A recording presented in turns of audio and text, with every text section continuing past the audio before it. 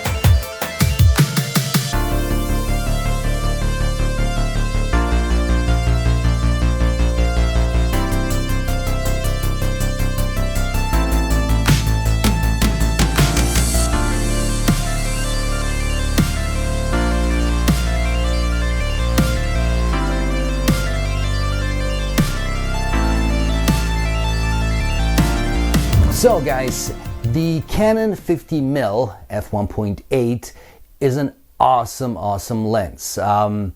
As with vintage lenses, period, is it the sharpest lens compared to today's lenses? Obviously it's not. I think every video will say that, but that's not the point. The point is to get a certain look, right? Which you do get with this one. And yes, this word is overused. It's a vintage look. It's, you know, the type of a look that you are used to from older photos, from older movies, and that kind of stuff. It's a great portrait lens. It can be used for a variety of things. It's definitely fast enough. 1.8 is excellent. And in terms of sharpness, it's definitely fine. No problems there. And all in all, I think you're going to have a great time with this lens. If you are using it on a micro four thirds system like I am, obviously it's going to be, in my case, the crop factor is ×2, so it becomes a 100mm lens.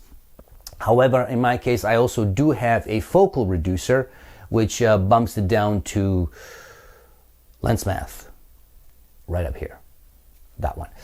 which makes it very nice, right? I will do a video on the focal reducer as well. I have more Canon FD lenses coming, more review videos of different lenses, so stay tuned for those, and the focal reducer video will come as well, as it definitely comes in handy to get more back, right, to get more of that focal range back. So that's that.